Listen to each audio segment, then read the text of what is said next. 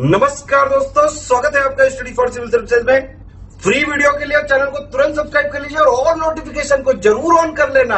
हमारा फ्री वाला टेलीग्राम ये वाला ग्रुप जरूर से जरूर ज्वाइन कर लीजिएगा। दोस्तों, खंड शिक्षा अधिकारी की मुख्य परीक्षा को ध्यान में रखते हुए यह जो आंसर राइटिंग की श्रृंखला हमने आरंभ की है, इसमें आज डे 6 की हम लोग आंसर राइटिंग करने वाले हैं। हो सकता है कि एक दिन में आपको एक से अधिक वीडियोस मिल जाए, तो उसके हिसाब से ये डे 6 नहीं होगा, लेकिन अगर इनकी संख्या गिनी जाए तो ये 6वें दिन का वीडियो है। और इसमें भी हम कुछ छोटे और बड़े दोनों प्रकार के प्रश्नों पर चर्चा करेंगे। कुछ मोटू हैं और कुछ पतलू हैं, और कुछ बीच में झटका और घसीटा है। तो इन सभी कार्टून कैरेक्टर्स के साथ हम प्रश्न को इसलिए जोड़ रहे हैं ताकि थोड़ा रोचक हो जाए। और इन प्रश्नों के माध्यम से हम ये देखने का प्रयास करते हैं, ये जानने की कोशिश करते हैं, ऐसा नहीं है कि ये कोई गेस पेपर है और यही प्रश्न बन जाएंगे। हो सकता है, संभावित हो सकते हैं, लेकिन पेपर में क्या आएगा, परीक्षा में क्या आएगा, ये कोई नहीं जानता। आपको अपनी पूरी तैयारी रखनी है। यहाँ जो ये उत्तर लेखन का कार्यक्रम आरंभ किया गया है, इसका उद्देश्य ये है कि उत्तर लिखा कैसे जाए ये आपको मालूम हो। एक सीमित शब्द सीमा होती है, उसमें आपको पूरा जवाब लिखना होता है, प्रश्न के हर एक बिंदु को कवर करना होता है। और अगर कोई बिंदु उसमें से छूट जाता है तो वो आपसे छूट जाएगा और नंबर भी आपके हाथ से निकल जाएंगे। ये दिक्कत होती है। और एक बात और है कि प्रारंभिक परीक्षा उत्तीर्ण करके यहाँ आए जो उम्मीदवार होते हैं, यानी मुख्य परीक्षा के जो योग्य अभ्यर्थी होते हैं, वो निसंदेह जानकारी से भरपूर होते हैं। उनके पास अच्छी खासी नॉलेज होती है और उसी के बूते उन्होंने पहला जो किला है उसको भेद दिया है। लेकिन जो मुख्य परीक्षा होती है उसमें सबसे बड़ी दिक्कत ये होती है कि यहाँ आपको एनालिसिस करके पूरा जो विश्लेषण है वो करना है, मतलब पूरी डिटेल व्याख्या करनी है। और विस्तार से लिखने के क्रम में जो गैर जरूरी चीज़ें हैं वो इसमें शामिल ना हो जाए, ये सबसे जरूरी या सबसे अनिवार्य चीज़ होती है, मतलब ध्यान देने वाली बात होती है।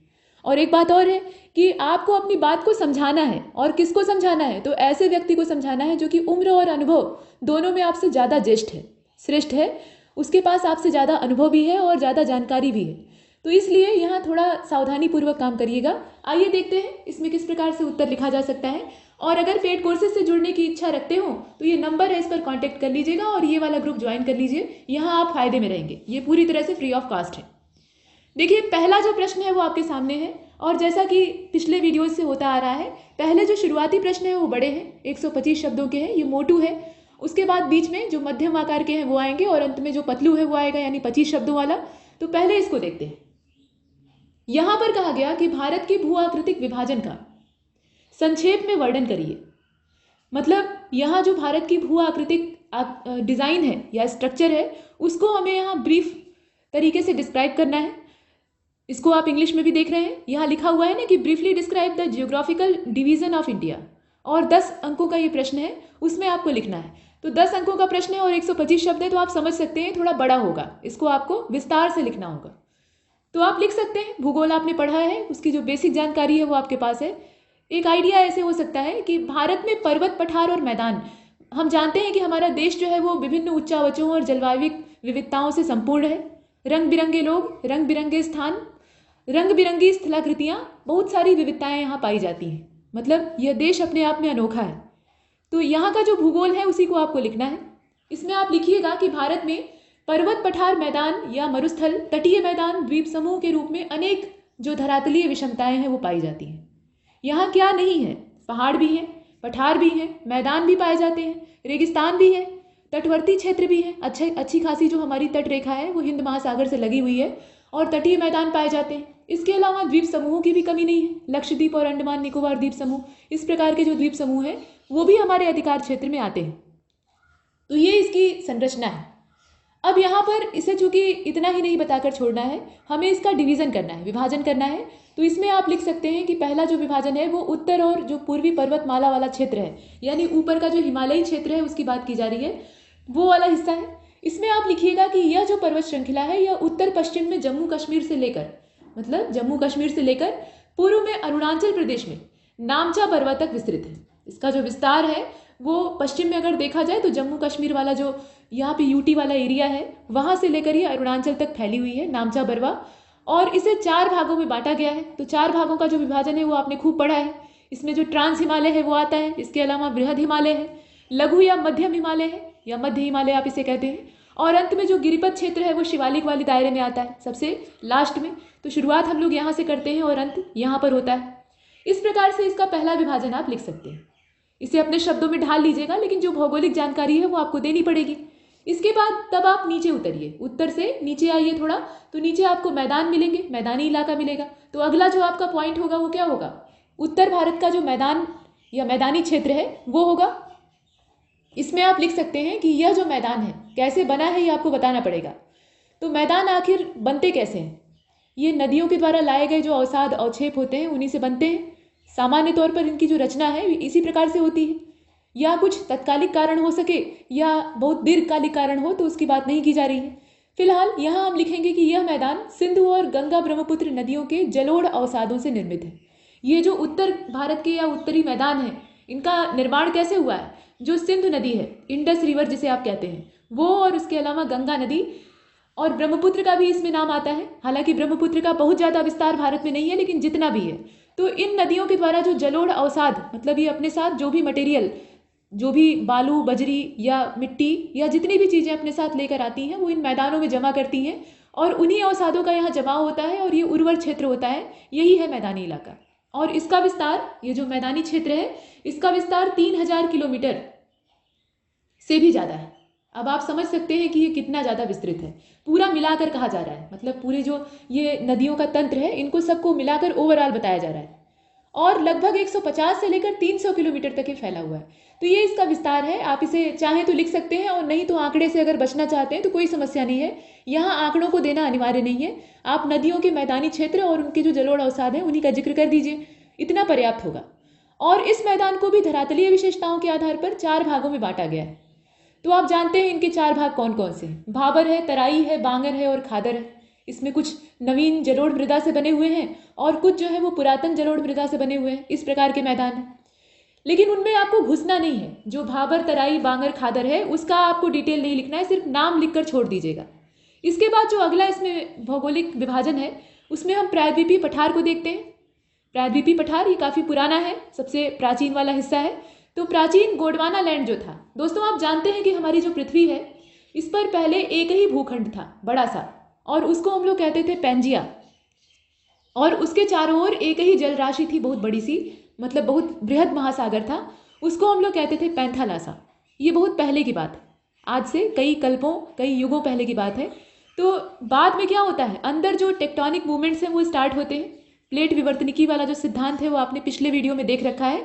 कुछ लोगों ने कहा कि प्लेट विवर्तनिकी के जो प्रश्न है वो इसमें क्यों शामिल किए जा रहे हैं, क्योंकि वो खंड शिक्षा अधिकारी का जो भारत का भूगोल है उसके सिलेबस में तो आते नहीं है। लेकिन प्लेट विवर्तनिकी को आप सिर्फ दुनिया से जोड़कर कैसे देख सकते हैं? क्या हम दुनिया से अलग हैं? भारत भी तो उसी का हिस्सा है। तो भारत भी निश्चित रूप से इन जो हलचलें हैं इनसे प्रभावित होता है। तो अगर आप प्लेट टेक्टोनिक थ्योरी को समझ नहीं पा रहे हैं तो भारत के संदर्भ में उसकी व्याख्या कैसे कीजिएगा? इसीलिए विषय की गहराई में जाकर पढ़ना आवश्यक होता है, खासतौर पे मुख्य परीक्षा में। तो आइए देखते हैं। इसमें आपने सुना कि पैंजिया जो था एक भूखंड था और पैंथालासा एक बड़ी सी जलराशि थी। बाद में जो पैंजिया है इसके अंदर विघटन शुरू होता है और शुरुआत में इसके 2 टुकड़े होते हैं। इसे मिटा लेते हैं, फिर से देखिए। ये हमारी पृथ्वी है, एक दीर्घवृत्ताकार या जियोइड शेप की है, आप जानते हैं। और इसमें बीच से इक्वेटर गुजरता है। इक्वेटर से हमें मतलब नहीं है, ये इसकी संरचना है। यहाँ पर बीच में एक आप पैंजिया बना सकते हैं और ये आपका पूरा पैंथालासा है। इस प्रकार से संरचना बहुत समय पहले थी। बाद में क्या होता है, बीच से इसमें टूटने की घटना होती है और ये 2 हिस्सों में टूटकर बह जाता है।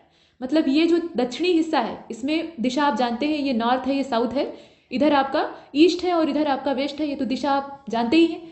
तो इसमें जो प्रवाह है वो 2 अलग अलग दिशाओं में हो जाता है। मतलब नीचे वाला जो दक्षिणी हिस्सा है वो इधर की ओर बह जाता है और जो उत्तरी हिस्सा था वो ऊपर की ओर प्रवाहित हो जाता है।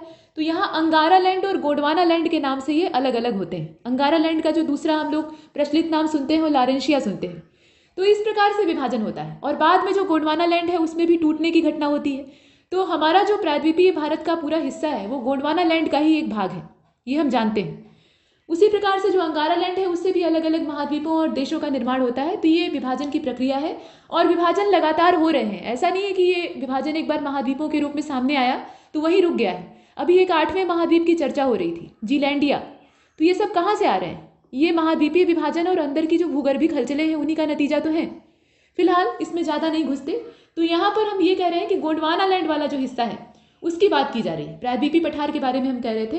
तो जो गोंडवाना भूमि का हिस्सा है ये त्रिभुजाकार आकृति में फैला हुआ है। भारत का जो नीचे का स्ट्रक्चर है आप जानते हैं, ये वाला हिस्सा ये एक ट्रायंगुलर शेप में फैला हुआ है और उत्तर से दक्षिण में फैला यह जो क्षेत्र है ये कई भागों में विभाजित है, मतलब कई हिस्से इसके भी हम कह सकते हैं। जैसे बघेलखंड है, बुंदेलखंड है, रायलसीमा है, राजमहल की पहाड़ियां हैं, अरावली है। इस प्रकार से आप अनेकों नाम जानते हैं। इतना इसमें पर्याप्त है। अगर आप चाहें तो इसमें कह सकते हैं कि इधर वाला जो ढलान है इसको पश्चिमी घाट कहते हैं, मतलब बीच का क्षेत्र जो है वो ऊंचा है, लगभग ऊंचाई पे है। और इधर जो समुद्र का आप जानते हैं कि नीचे हिंद महासागर पूरा लहरा रहा है दोनों तरफ से, तो जो समुद्र वाला हिस्सा है उधर की ओर ढाल है, ये आप अच्छी तरह से जानते हैं। तो जो ढाल है उसी को हम लोग घाट कहते हैं। इधर वाला हिस्सा आपका पश्चिमी घाट हो जाता है और इधर का पूर्वी घाट हो जाता है। ये चीज़ें हैं, इसको चाहे तो आप जोड़ सकते हैं उत्तर को और यहाँ पे डाइवर्स बनाने के लिए। इसके बाद ये जो प्रायद्वीपीय पठार वाला काम था ये कंप्लीट होता है। इसके बाद जो अगला विभाजन है उसको आप लिखिएगा तो रेगिस्तान को लिख दीजिए, मरुस्थल। और इसका विस्तार कहाँ पर है तो आपको बताने की आवश्यकता नहीं है, आप बेहतर जानते हैं, आपने नक्शे में देखा भी है। ये पश्चिमोत्तर जो राजस्थान और गुजरात वाला दायरा है उसमें आता है। रेगिस्तान या जो मरुस्थल होते हैं इनका वर्गीकरण किया कैसे जाता है, कैसे जानेगा व्यक्ति कि ये मरुस्थल है। कुछ लोग सोचते हैं कि गर्मी बहुत ज़्यादा पड़ रही है और वर्षा की मात्रा कम है, तो ये दोनों कारक जो है ये मरुस्थल के लिए उत्तरदायी है। मतलब मरुस्थल है इस बात का जो यहाँ निर्धारण है वो इस बात से किया जाएगा कि यहाँ टेम्परेचर ज़्यादा है, लेकिन ऐसा नहीं है।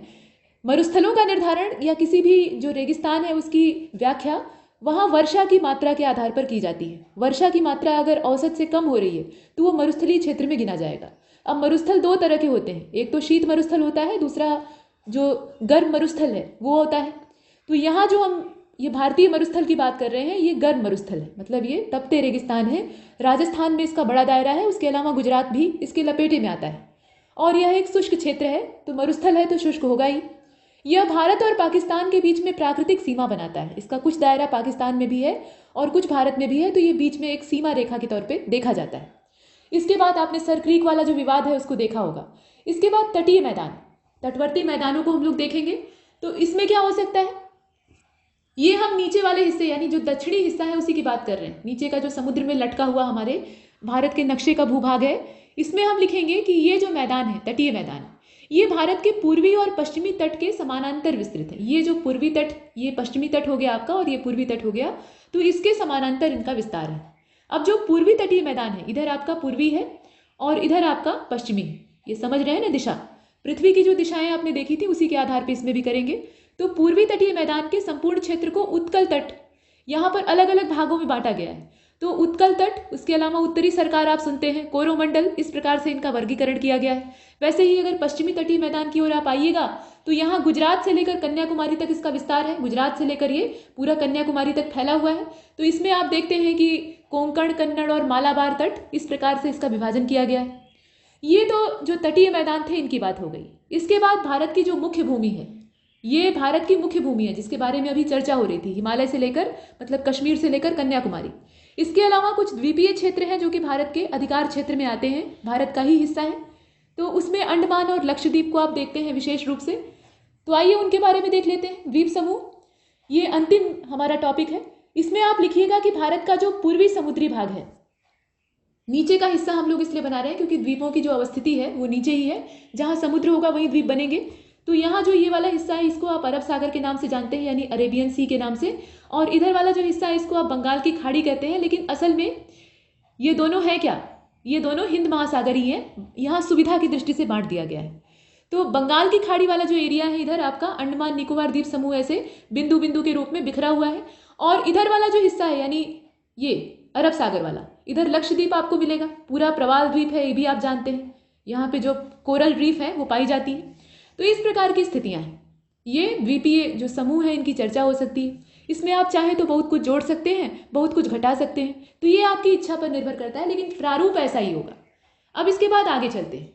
इतना आपको 125 शब्द में लिखने के लिए पर्याप्त है और 10 अंकों में से अधिकतम अंक आप इसमें से प्राप्त कर सकते हैं। एक सलाह और है, इस तरह के जो भूगोल से संबंधित प्रश्न आते हैं इसमें नक्शा अगर हो सके, मतलब आप ठीक ढंग से बना सकते हैं। अब ये नहीं कि भारत का नक्शा बनाइए तो ऑस्ट्रेलिया का लगने लगे, ऐसा मत बनाइएगा। लेकिन अगर आप सक्षम है बनाने में, आपकी जो ड्राइंग है वो अच्छी खासी है, तो नक्शा जरूर बनाइए। नक्शे और मानचित्र जो भी है उसके माध्यम से अगर आप समझाते हैं तो नंबर मिलने की संभावना ज़्यादा हो सकती है, क्योंकि जो चीज़ें आप एक बड़े से पैराग्राफ में लिखकर बताएंगे उसको आप मानचित्र के जरिए सरल तरीके से समझा सकते हैं। तो ये बेहतर अंक बटोरने का एक तरीका है। अब आइए आगे चलते हैं। अगला प्रश्न देखिए, इसमें कहा गया है कि थाट से आप क्या समझते हैं? कभी नाम सुना है थाट का? और इसके बाद कहा गया है कि थाट एवं राग, इनकी जो मौलिक विशेषताएं हैं उनका तुलनात्मक विश्लेषण करिए। मतलब दोनों को आपको कंपेयर करना है। किसको? तो थाट को और राग को। और यह भी 125 शब्दों में आपको लिखना है, और इसका जो अंक है वो 10 है, यानी 10 अंकों में से आपको जितना भी मैक्सिमम है वो अर्जित करना है। तो आइए देखते हैं थाट और राग असल में होते क्या हैं। जब इनका पता रहेगा कि ये हैं क्या, तभी तो आप इनके बीच में तुलना करेंगे। तो यहाँ राग से आप थोड़ा गेस कर सकते हैं, ये संगीत से जुड़ी हुई बात है। राग और ताल किस में आता है? ये आता है संगीत में। तो आप ऐसे शुरू करिएगा, इसमें दोनों के बारे में आप जानकारी रखते ही होंगे। आप ऐसे लिख सकते हैं कि थाट, ये जो थाट है ये हिंदुस्तानी संगीत की एक विधा है। मतलब ये किसका हिस्सा है? तो ये हिंदुस्तानी संगीत की एक विधा है जिसमें सदैव 7 भिन्न आलाप होते हैं। कितने अलग अलग आलाप होते हैं? तो 7, और वो भी एकदम डिफरेंट होते हैं। और इन्हीं को स्वर कहा जाता है। ये क्या कहलाते हैं? ये स्वर कहलाते हैं। जैसे कि सारे गामा आप पढ़ते हैं तो वही चीज़ है। और थाट कला हिंदुस्तानी संगीत का आधार है। मतलब ये इसे बेस देता है, आधार देता है, और इसी पर पूरा जो संगीत है वो निर्भर करता है या टिका हुआ है। और भारतीय संगीत की जो मुख्य किताब है, वैसे तो बहुत सारे जो ग्रंथ हैं संगीत के क्षेत्र में, भारत के संगीत के क्षेत्र में वो रचे गए हैं, लेकिन उसमें से जो मुख्य किताब है संगीत रत्नाकर, उसमें तत्कालीन संगीत की कुछ जो तकनीकी शब्दावलियां हैं, मतलब जो टेक्निकल टर्म है, उनका इस्तेमाल किया गया है। मतलब संगीत के क्षेत्र में, म्यूजिक के क्षेत्र में जो टेक्निकल वर्ड्स हैं उनको इसमें डाला गया है। जैसे कि ग्राम, और यहाँ पे आप मूर्घना का नाम सुनते हैं। शब्द कुछ हैं, वैसे तो बहुत सारे हैं, लेकिन जैसे मूर्घना है, ये एक शब्द आता है, और इसके अलावा ग्राम। तो इस प्रकार के कुछ टेक्निकल वर्ड यहाँ यूज किए गए हैं। और 11वीं शताब्दी के बाद भारतीय संगीत पर मध्य और पश्चिमी एशिया का भी प्रभाव पड़ने लगा। कला संस्कृति या जो संगीत है, ये बाहरी जो प्रभाव होते हैं इनसे अछूता नहीं रह सकता।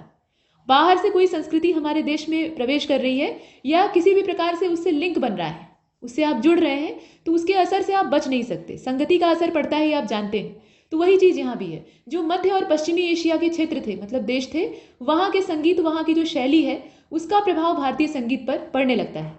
और 15वीं शताब्दी तक ये जो प्रभाव है, देखिए कोई भी चीज़ अगर शुरू होती है, मतलब परिवर्तन शुरू होता है, तो एक झटके में नहीं होता।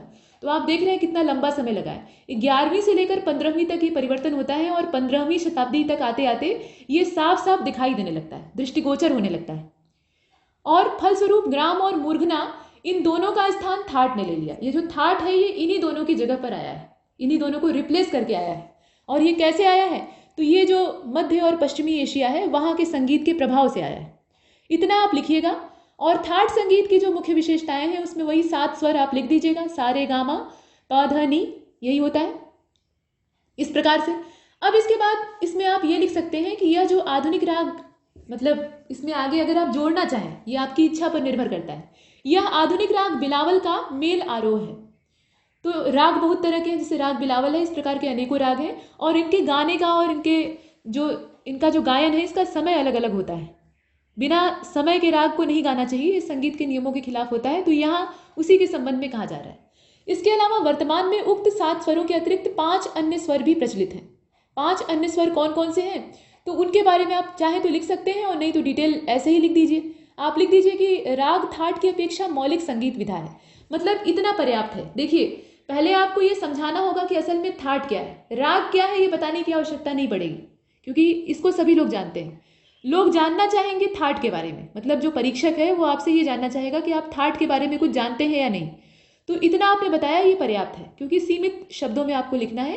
तो इसके बाद आप ऐसे लिख सकते हैं कि राग जो है वो थाट की अपेक्षा मौलिक संगीत विधा है। राग क्या है? इसमें मौलिकता है, ये अपने आप में यूनिक है। जबकि थाट जो है ये देखा देखी है, एक तरह से अनुकरण है। और इस रूप में राग और थाट में समानताओं और विषमताओं को कुछ तरीकों से समझा जा सकता है, क्योंकि हमें कंपेयर भी करना है, दोनों को तुलनात्मक रूप से यहाँ उसकी विवेचना करनी है।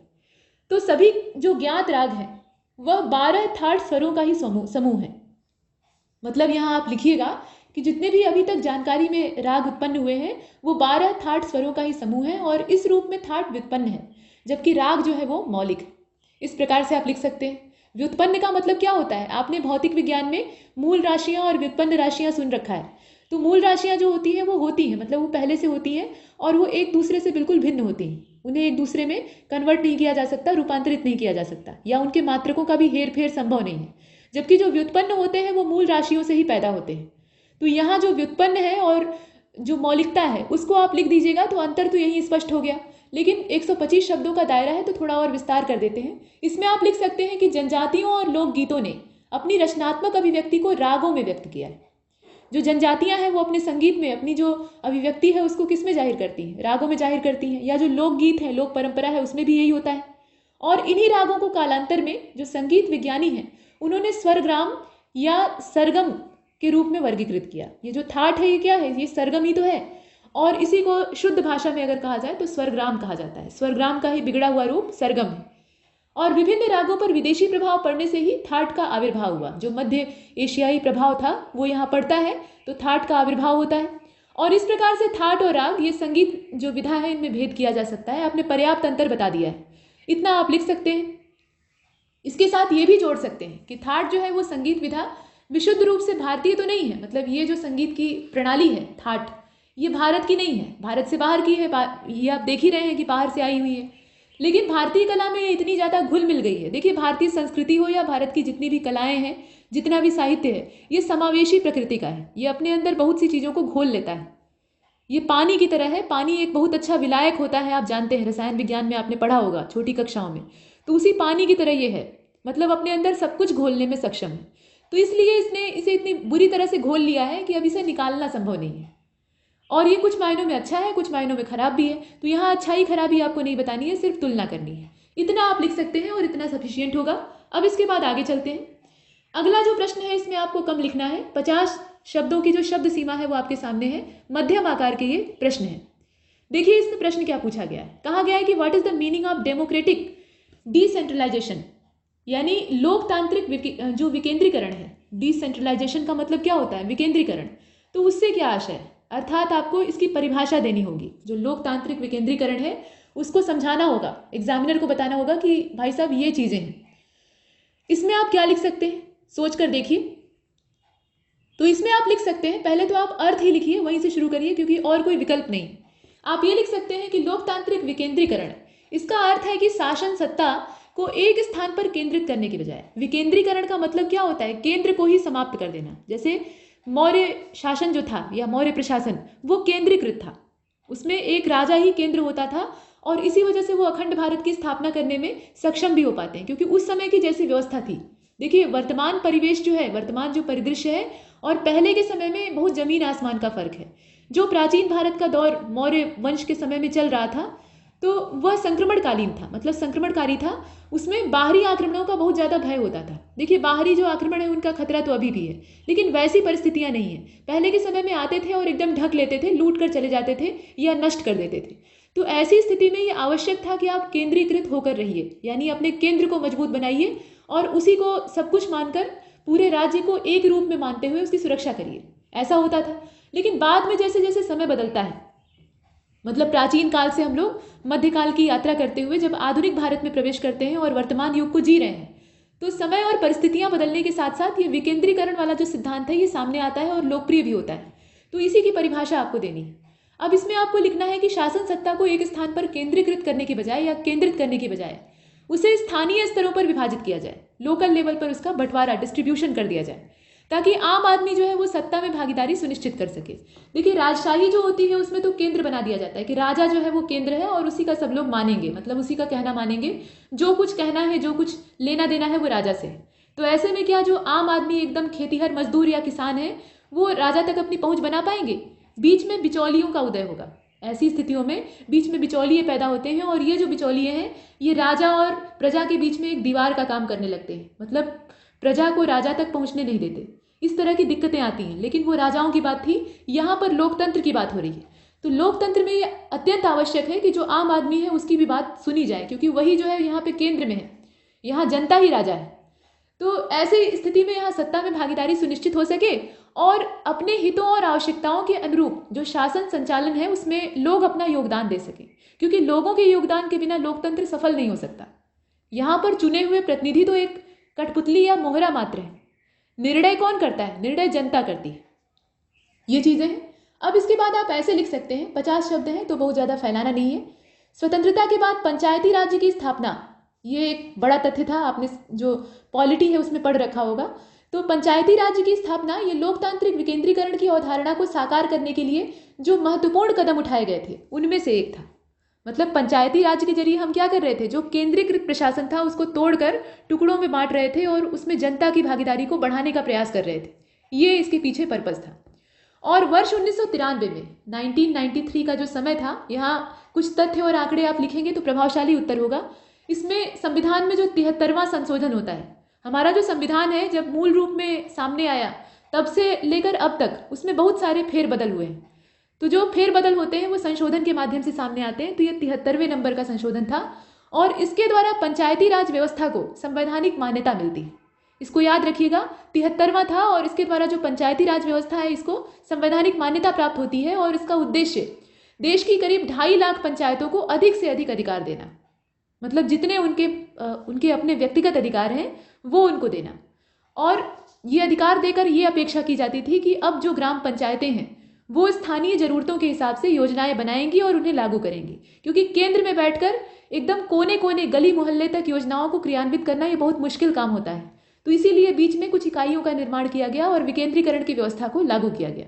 तो इतना आप लिखेंगे, इतना डिटेल में नहीं जाइएगा, इसको सीमित शब्दों में आप समेट दीजिएगा और ये आपका 50 शब्दों का जो प्रश्न है ये कंप्लीट होता है। आगे चलते हैं, अगले प्रश्न को देखिए।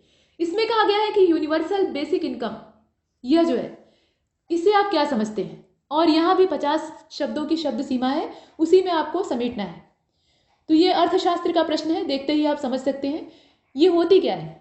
यूनिवर्सल बेसिक इनकम ये देश के प्रत्येक नागरिक को दिया जाने वाला एक आवधिक यानी जो पीरियोडिक और बिना शर्त नगद हस्तांतरण है।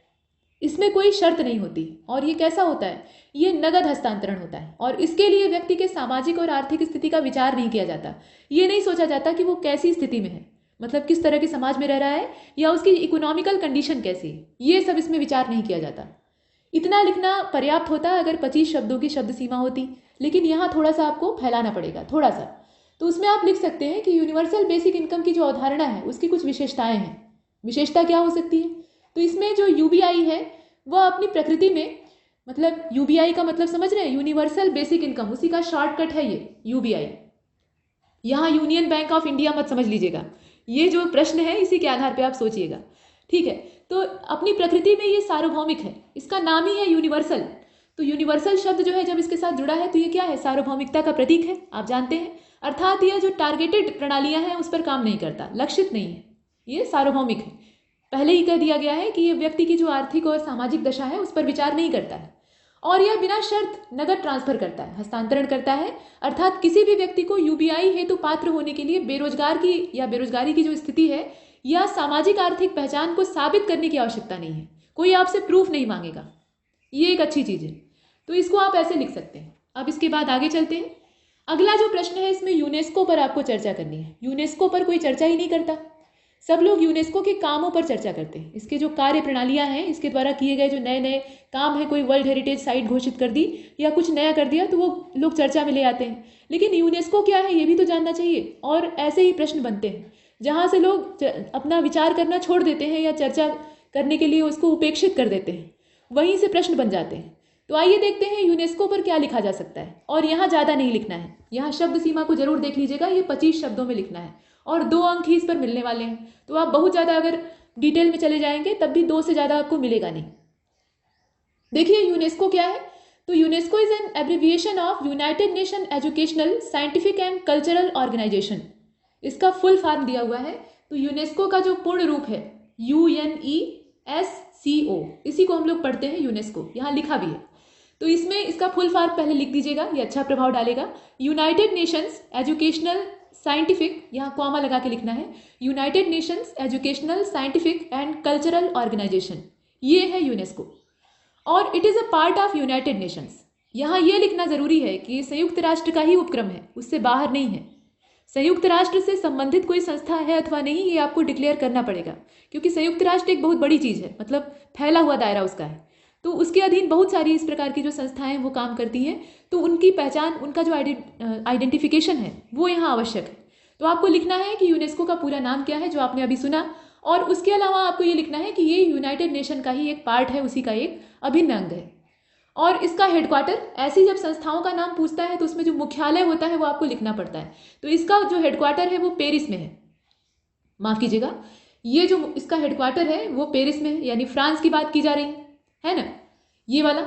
और इसकी स्थापना कब होती है? इसकी स्थापना होती है 16 नवंबर 1945 को। स्थापना का जो समय है उसको भी याद रखिएगा, एकदम जो फैक्ट है उसी को लिखना है। 25 शब्दों में आपको एनालिसिस या जो डिटेल यहाँ पे डिस्क्रिप्शन है वो नहीं देना है, जो फैक्ट है उनको बस लिख कर चले आना है, और इतना सफिशियंट है। हाँ, इसके साथ साथ इसके कामों को लिख दीजिएगा, जो काम है उसको लिखना भी आवश्यक है। तो शुरुआत आप कहाँ से कीजिएगा? यूनेस्को का पहले पूरा नाम लिखिए, उसके बाद ये बताइए कि ये संयुक्त राष्ट्र का ही एक अंग है, उसी का बेटा है।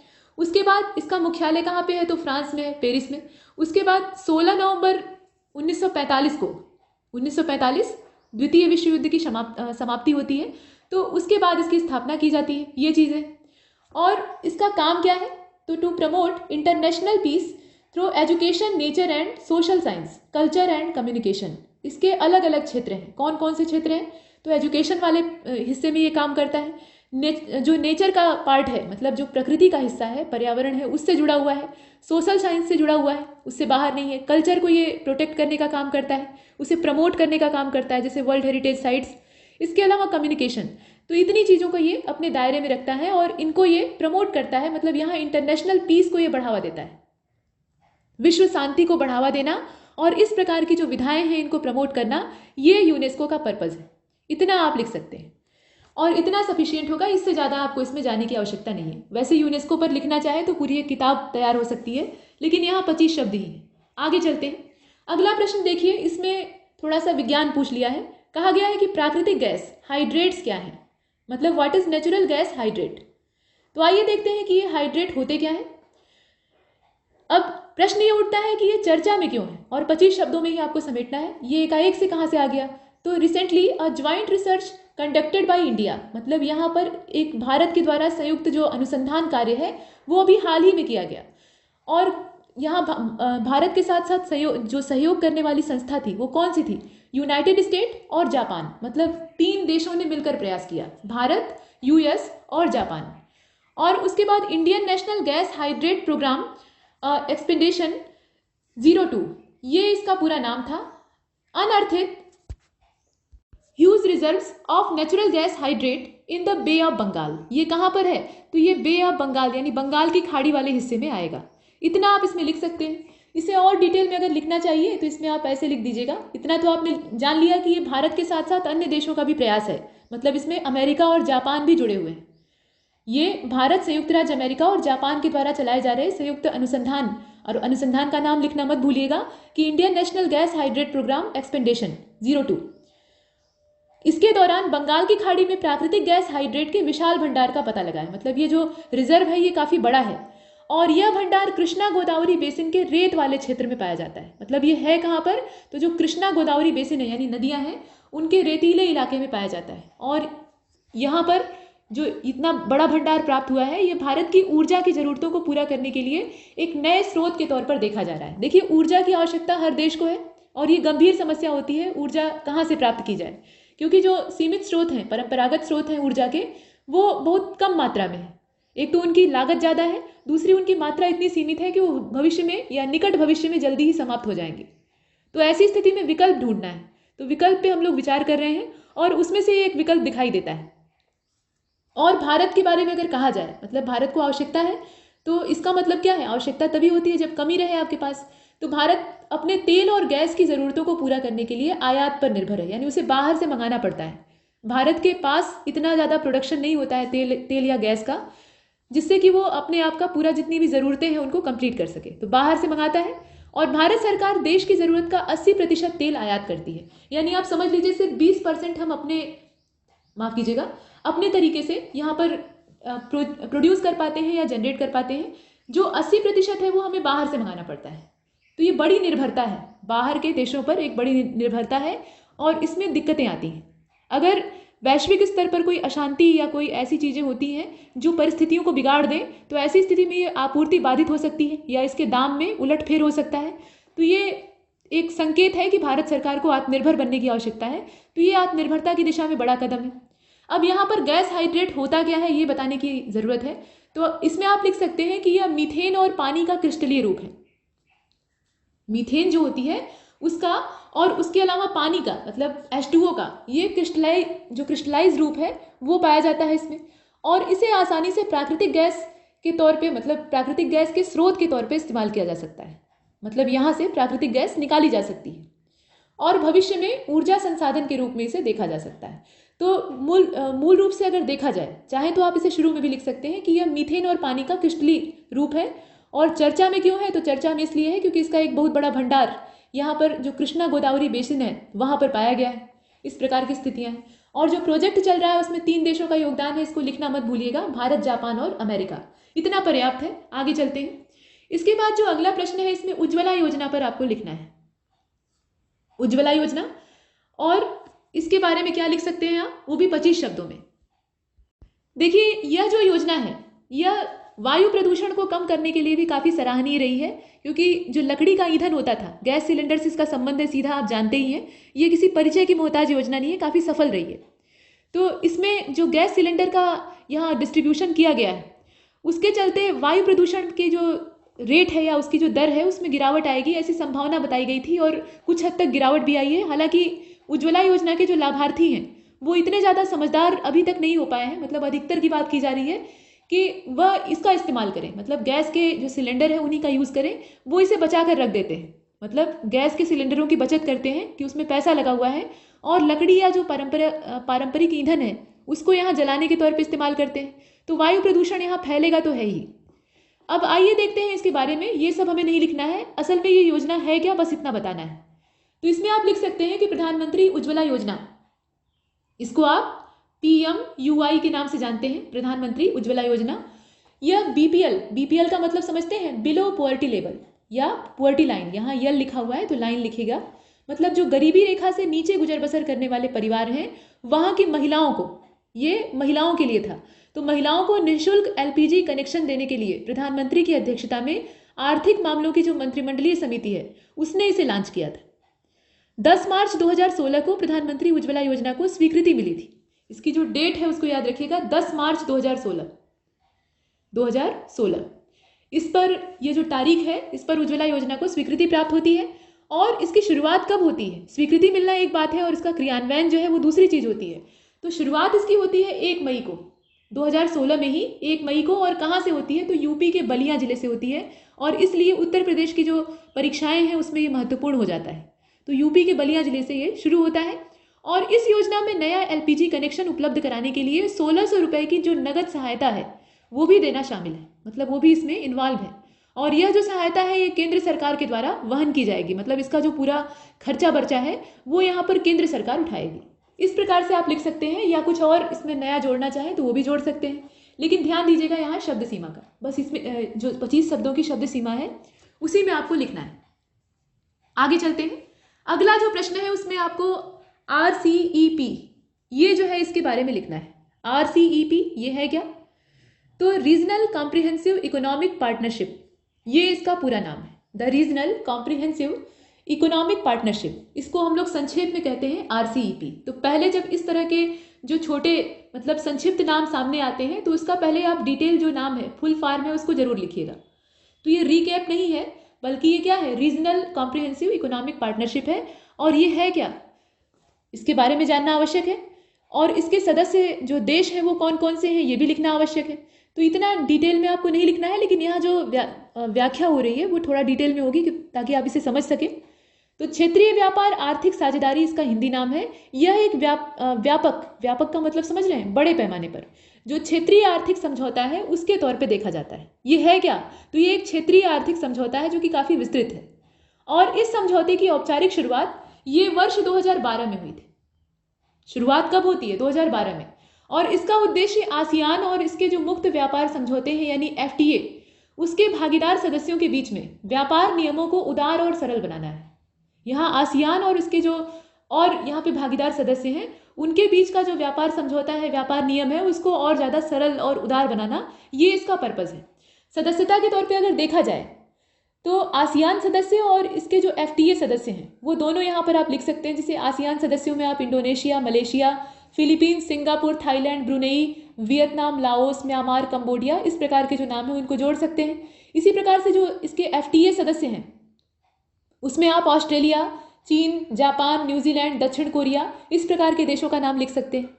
ये अगर देशों के नाम के साथ आप इसमें जाहिर करते हैं, लिखते हैं, तो ये बेहतर प्रस्तुतिकरण होगा और अच्छा नंबर भी मिलेगा, मतलब जो 2 अंक हैं उसमें से अधिकतम मिलेगा। इस प्रकार से आप लिख सकते हैं। हाँ, लक्ष्य क्या है इसका? तो लक्ष्य ये है कि क्षेत्रीय व्यापार आर्थिक साझेदारी यानी जो रीकैप है, इसके माध्यम से आर्थिक वृद्धि और समान आर्थिक विकास, अग्रिम आर्थिक सहयोग और क्षेत्र में व्यापक एकीकरण, इनको बढ़ावा मिलेगा। ये इसका मेन पर्पज है और इतना पर्याप्त है। आगे चलते हैं। इसके बाद आगे चलने की आवश्यकता नहीं है, यहाँ की बात यही खत्म होती है। ये प्रश्नों की जो श्रृंखला है ये लगातार चलेगी, लेकिन आज के दिन की आंसर राइटिंग थी वो खत्म होती है। यहाँ हमने रीकैप पे अंतिम चर्चा की है। जो अगला हमारा टॉपिक होगा उसमें फिर हम लोग एक डिटेल प्रश्न के साथ हाजिर होंगे। इल्बर्ट बिल विवाद पर चर्चा करेंगे। तो आज का वीडियो देखने के बाद अगला काम ये करिएगा कि थोड़ा सा इल्बर्ट बिल के बारे में देख लीजिएगा। वैसे तो आपने इतिहास में पढ़ रखा है, लेकिन इल्बर्ट बिल विवाद क्या था और इस पर आपको अगर डिटेल में लिखने के लिए आ जाए तो आप क्या क्या लिख सकते हैं, ये आपका होमवर्क है। लेकिन इसमें इतना ही, और तब तक के लिए नमस्कार।